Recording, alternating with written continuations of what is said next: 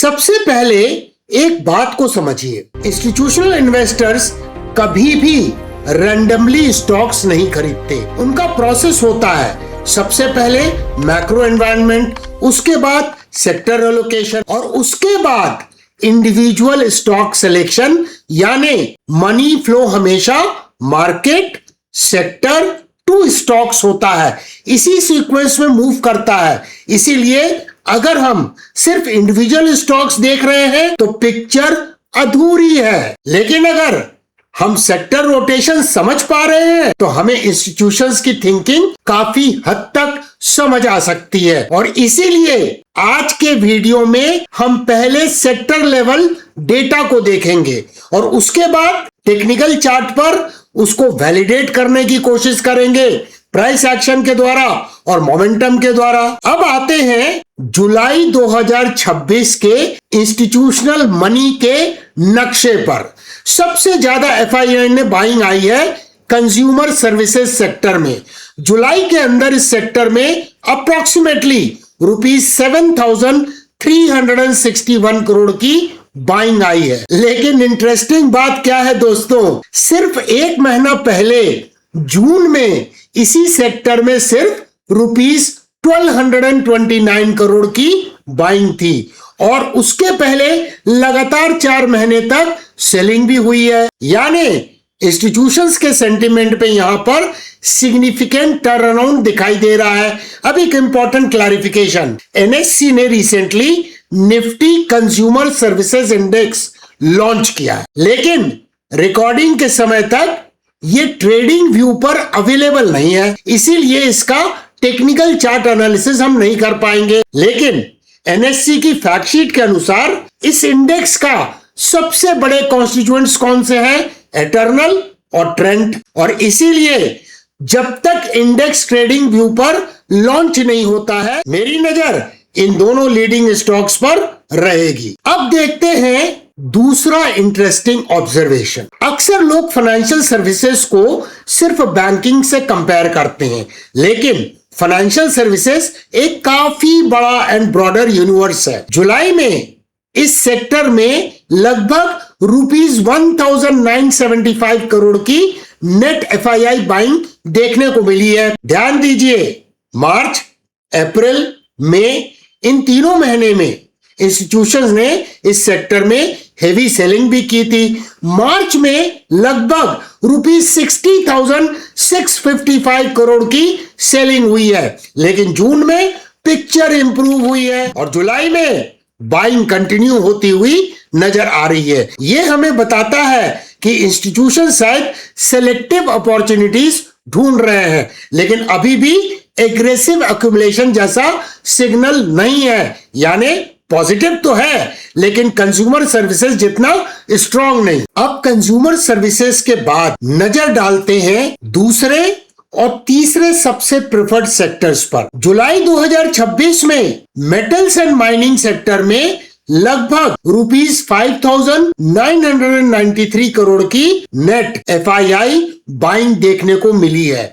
अगर हम पिछले कुछ महीने के पैटर्न को देखें तो फरवरी में भी बाइंग थी, मार्च में सेलिंग हुई, अप्रैल और मई में इंस्टीट्यूशंस वापस बाई करने लगे, जून में फिर प्रॉफिट बुकिंग देखने को नजर आई या डिस्ट्रीब्यूशन देखने को मिला और जुलाई में एक बार फिर स्ट्रॉन्ग बाई रिटर्न कर गई है। यानी इंस्टीट्यूशंस इस सेक्टर को कंप्लीटली इग्नोर नहीं कर रहे हैं, वो अक्यूमुलेशन और प्रॉफिट बुकिंग के साइकिल्स के साथ पार्टिसिपेट कर रहे हैं। इसी वजह से मेटल सेक्टर टेक्निकल एनालिसिस के लिए बहुत इंटरेस्टिंग बन जाता है। अब बात करते हैं हेल्थ केयर सेक्टर की। हेल्थ केयर में जुलाई के अंदर लगभग ₹4,101 करोड़ की नेट बाइंग देखने को मिली है। यह भी एक इंटरेस्टिंग टर्न अराउंड है। फरवरी से जून तक इंस्टीट्यूशंस का कॉन्फिडेंस काफी वीक था, सिर्फ मई में हल्का सा पॉजिटिव इनफ्लो देखने को मिला, लेकिन जुलाई में बाइंग काफी इंप्रूव हुई है। यानी हेल्थ केयर भी इंस्टीट्यूशंस रडार पर वापस आता हुआ दिखाई दे रहा है और इसी वजह से हम इसका भी टेक्निकल कंफर्मेशन चार्ट पर देखने वाले हैं। अब आप सोच रहे होंगे, अगर कंज्यूमर सर्विसेज, मेटल्स और health care strongest buying sectors हैं, तो फिर फाइनेंशियल सर्विसेज को क्यों डिस्कस किया? रीजन बड़ा सिंपल है। प्रोफेशनल इन्वेस्टिंग सिर्फ रैंकिंग्स देखने का नाम नहीं होता है, हमें ट्रेंड ऑफ इंस्टीट्यूशनल बिहेवियर समझना होता है। फाइनेंशियल सर्विसेज में मार्च से मई तक हेवी सेलिंग हुई थी, याद है ना आपको, लेकिन जून और जुलाई में बाइंग वापस आई है, यानी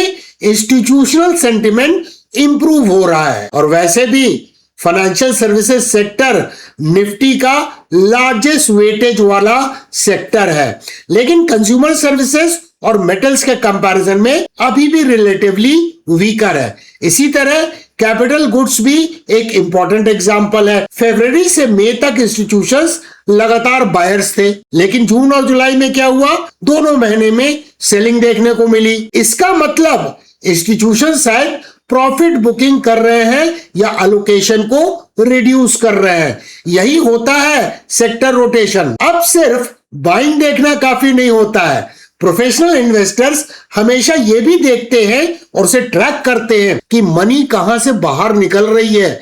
जुलाई में भी कुछ सेक्टर्स में इंस्टीट्यूशंस की सेलिंग कंटिन्यू रही। सबसे पहले बात करते हैं ऑटोमोबाइल सेक्टर की। फरवरी के बाद से लगातार सेलिंग देखने को मिल रही है और जुलाई में भी लगभग ₹6,936 करोड़ की नेट सेलिंग हुई है, यानी अभी इंस्टीट्यूशंस इस सेक्टर में एग्रेसिव बाइंग मूड में नजर नहीं आ रहे हैं। इसी तरह एफएमसीजी सेक्टर में भी जुलाई के अंदर लगभग ₹1,106 करोड़ की सेलिंग देखने को मिली है और सबसे इंपॉर्टेंट, ये सेलिंग पिछले कई महीनों से कंटिन्यू है और इसीलिए किसी स्टॉक का चार्ट देख लेना काफी नहीं होता है, उसके सेक्टर का भी इंस्टीट्यूशनल सपोर्ट जरूरी होता है। अब अगर हम पूरी पिक्चर को समझने की कोशिश करें तो इंस्टीट्यूशंस का मैसेज काफी क्लियर है। एक तरफ consumer services, metals and health care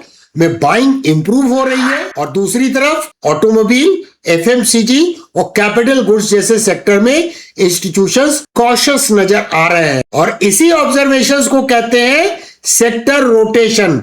smart money कभी कभी हर सेक्टर में एक साथ इन्वेस्ट नहीं करता, वो कैपिटल को रोटेट करता है और अगर हम इस रोटेशन को समझ जाएं तो हमारी वॉच लिस्ट भी ऑटोमेटिकली इंप्रूव हो सकती है। अब तक हमने इंस्टीट्यूशनल डेटा को देखा, लेकिन एक प्रोफेशनल इन्वेस्टर सिर्फ मनी फ्लो देखकर डिसीजन नहीं लेता। उसके बाद का स्टेप क्या है? Technical confirmation.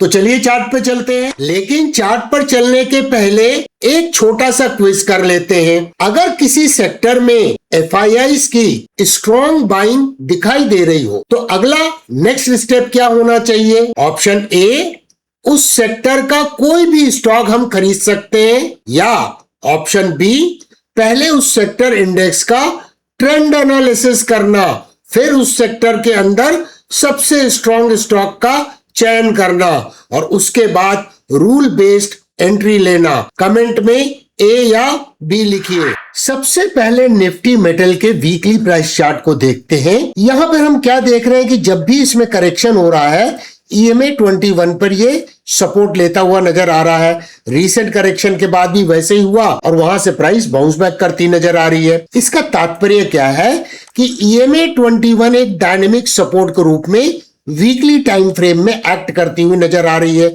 अब इसके रिलेटिव स्ट्रेंथ को चेक करते हैं वर्सेस निफ्टी 50 इंडेक्स और लुक बैक पीरियड सेलेक्ट करते हैं 26। यहां पर देखिए ये आउट परफॉर्म कर रहा है निफ्टी 50 को। इसकी RS हम क्लियरली पढ़ सकते हैं 0.14। जब हम निफ्टी मेटल इंडेक्स को डेली टाइम फ्रेम में देखते हैं तो यहां पे क्या समझ में आ रहा है कि जब ये करेक्शन हुआ तो प्राइस ने SMA 144 पे सपोर्ट लिया और फिर यहां पर SMA 144 पे सपोर्ट लेके बाउंस बैक होता हुआ नजर आ रहा है। अब यहां पर FII में बाइंग आई है तो क्या उसके रिफ्लेक्शन प्राइस चार्ट के ऊपर में दिखाई दे रहे हैं? तो यहां ध्यान से देखिए, इस जगह पे एक टिपिकल रीअक्यूमुलेशन फेज का निर्माण होता हुआ नजर आ रहा है।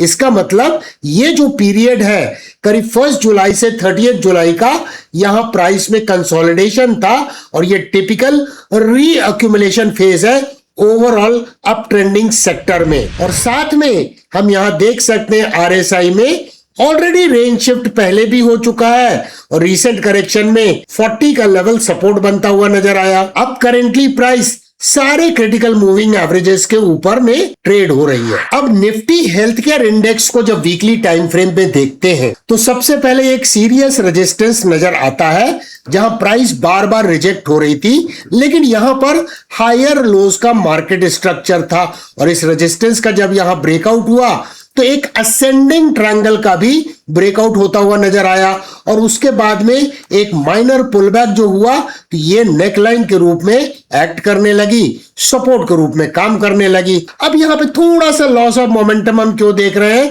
क्योंकि अगर हम इस पैटर्न का जो ब्रेकआउट हुआ है इसको फिबोनाची एक्सपेंशन टूल से एक्सपैंड करके देखें तो 61.8% एक्सपेंशन का लेवल अचीव करके सम लॉस ऑफ मोमेंटम हम देख सकते हैं।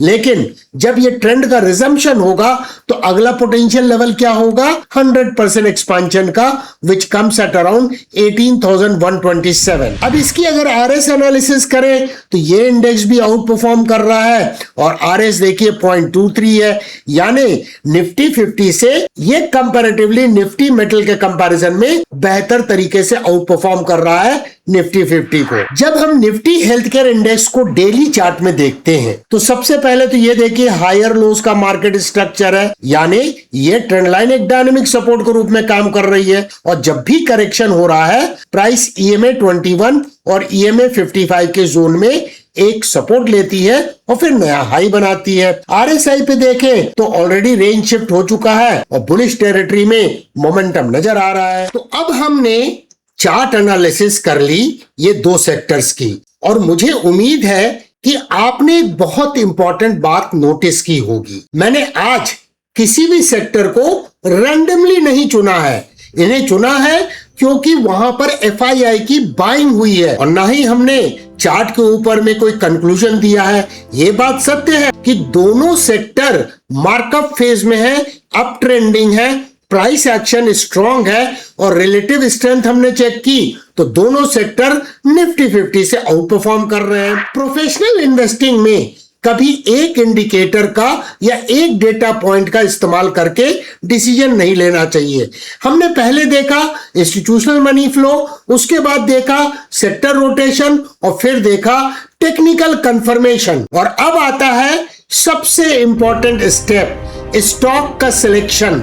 यहां पर ज्यादातर रिटेल इन्वेस्टर्स गलती करते हैं, स्ट्रॉन्ग सेक्टर देखते हैं और उस सेक्टर का कोई भी स्टॉक खरीद लेते हैं, लेकिन इंस्टीट्यूशंस ऐसा नहीं करते। वो सेक्टर के अंदर के स्ट्रॉन्गेस्ट कंपनी को चूज करते हैं और इसीलिए मेरा रूल बेस्ड अप्रोच हमेशा कहता है strong sector, strong stock, trend confirmation, risk management. और इसमें से अगर कुछ भी मिसिंग है तो मुझे ट्रेड या इन्वेस्टमेंट अवॉइड करना ज्यादा पसंद है। अब एक और इंपॉर्टेंट कॉन्सेप्ट, अगर मेटल इंडेक्स स्ट्रॉन्ग है जैसा हमने देखा तो इसका मतलब ये नहीं है कि हर मेटल स्टॉक स्ट्रॉन्ग होगा। अगर health care sector out perform कर रहा है तो इसका मतलब यह नहीं है कि फार्मास्यूटिकल कंपनी या हेल्थ केयर कंपनी सारी स्ट्रॉन्ग नजर आएंगी। प्रोफेशनल इन्वेस्टर्स रिलेटिव स्ट्रेंथ देखते हैं। अब आपने सीख लिया रिलेटिव स्ट्रेंथ कैसे हमने देखा इन सेक्टर के इंडेक्स की वर्सेस निफ्टी 50। अब आपको स्टॉक सिलेक्शन के लिए ट्रेंड एनालिसिस करनी है स्टॉक की और उसके बाद आपको उसकी आरएस चेक करना है, रिलेटिव स्ट्रेंथ चेक करना है सेक्टर इंडेक्स के अगेंस्ट में, क्योंकि विनिंग सेक्टर के अंदर भी विनिंग स्टॉक आइडेंटिफाई किया जा सकता है और यही अप्रोच लॉन्ग टर्म में डिसीजन मेकिंग को काफी डिसिप्लिन्ड बना देती है। मार्केट में प्रिडिक्शन से ज्यादा इंपॉर्टेंट होता है प्रिपरेशन। इसीलिए आज का एजुकेशनल कोट हमेशा याद रखिए, the trend is your friend but only until your rules tell you otherwise। Rules change हो तो डिसीजन भी चेंज होना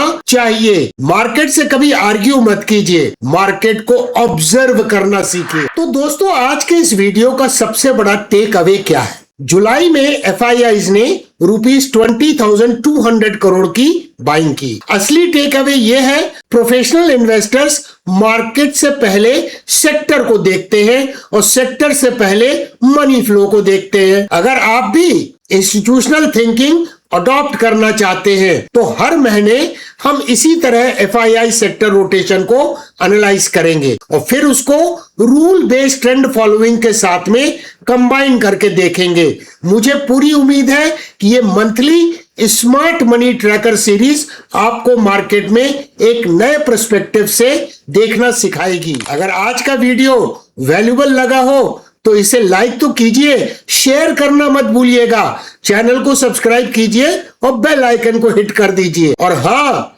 अगर आप AI, डेटा सेंटर्स और रूल बेस्ड हाइब्रिड एनालिसिस पे मेरी डिटेल्ड कंपैरिजन देखना चाहते हैं तो अगला वीडियो जरूर देखिए, अनंतराज वर्सेस ABB इंडिया। इसका लिंक आपको डिस्क्रिप्शन में मिल जाएगा और एंड स्क्रीन पर भी।